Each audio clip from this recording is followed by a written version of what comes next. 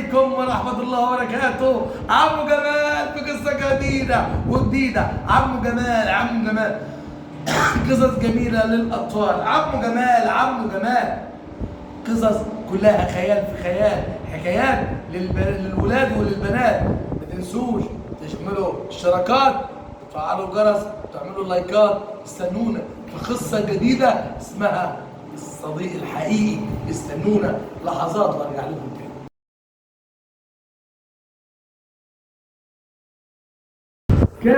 كان ولا يحلى الكلام الا بذكر النبي. بعد ذكر الرحمن والصلاه والسلام على النبي العدنان صلى الله على محمد صلى الله عليه وسلم. حكايتنا النهارده بتقول ان كان في واحد ابن جنينه وواحد ابن ملك كبير. ابن الملك الكبير دوت كان صاحب ابن الجنينه، وكانوا بيحبوا بعض واتربوا مع بعض وهم صغيرين. اتولدوا في نفس الشهر وكبروا مع بعض وراحوا نفس المدرسه ومشوا في كل الشوارع ومع بعضيهم ايديهم في ايدين بعض، لغايه ما في يوم من الايام كبروا وكانوا رايحين رحله مع بعضيهم.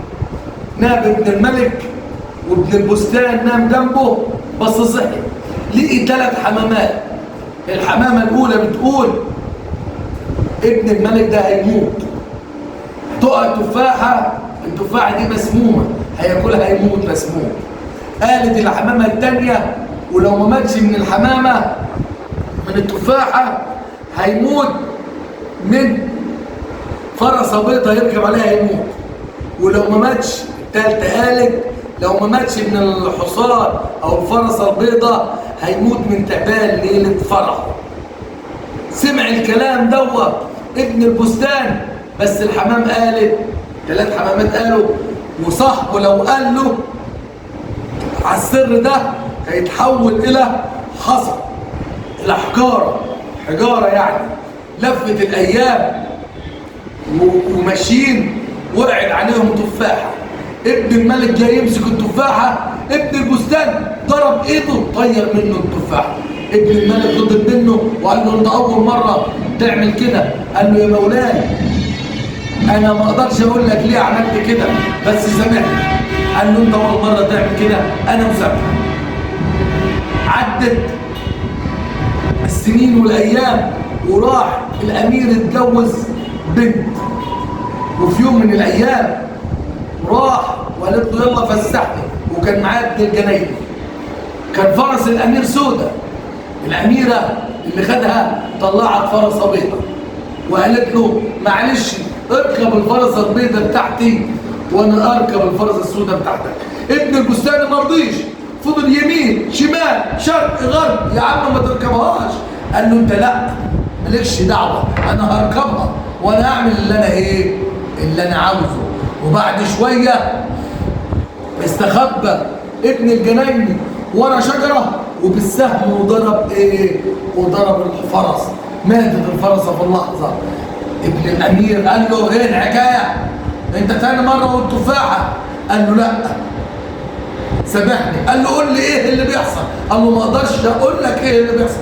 قال له طب انا فرصه اخيره، لو عملت حاجه ده انا مش هسامحك.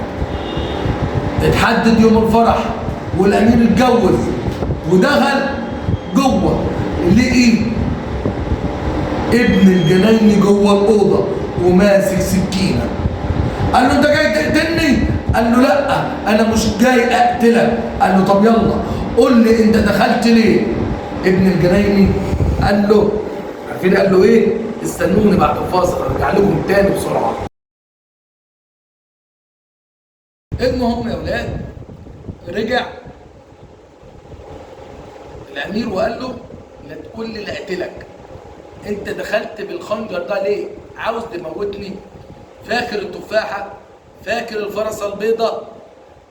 ودلوقتي انت ده. قال له بص يا مولاي، بص التعبان. الامير بص لقي التعبان ميت. قال له ايه ده؟ ايه حكايته؟ قال له انا احكي لك يا مولاي، بس انا هتحصل لي حاجه لو انا حكيت لك. قال له احكي، ولو حصلت لك حاجه انا اتصرف. قال له يا مولاي فاكر ساعه كنا مسافرين في يوم كذا ليلة كذا. قال له أيوة. ساعتها سمعت 3 حمامات بيقولوا الأمير هيموت بتفاحة أو يموت بفرسة، ولو نجا من التفاحة هيموت بفرسة، ولو نجا من الفرسة هيموت بتعبان في ليلة فرح. ولو أنا قلت لك يا مولاي هتحول، فجأة لقينا نفسه اتحول لحصى. الأمير فضل يبكي وزعلان، وقعد سنين مهموم على صاحبه، لف كل البلاد عشان يشوف ساحر يعدي الليلة دي أو يفك السحر بتاع صاحبه. ملقيش أي حد. وفي يوم من الأيام في سفر الأمير هو وصاحبه، قعد تحت الشجرة ومعاه الحصويات، وفضل يفتكر تاريخه وتاريخ صاحبه اللي بقى حصى. فضل يفتكر يفتكر يفتكر لغاية ما عدى عليه راجل عجوز دقنه كبيرة وبيضة. قال له بتبكي ليه يا أمير؟ بتبكي عشان صاحبك؟ قال له أيوه ببكي على صاحبك. طب قال له حط دموعك على الحصى. حط الدموع على الحصى، وقال له هي دي دموع الصداقة الحقيقية.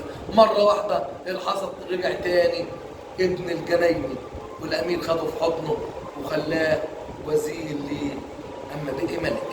توتة توتة في الغد الحدوتة حلوة ولا ملتوتة؟ استنوني في المرة الجاية، بس ما تنسوش اشتركوا في القناة ولايكات وفعلوا الجرس. استنوني في قصة جديدة. السلام عليكم.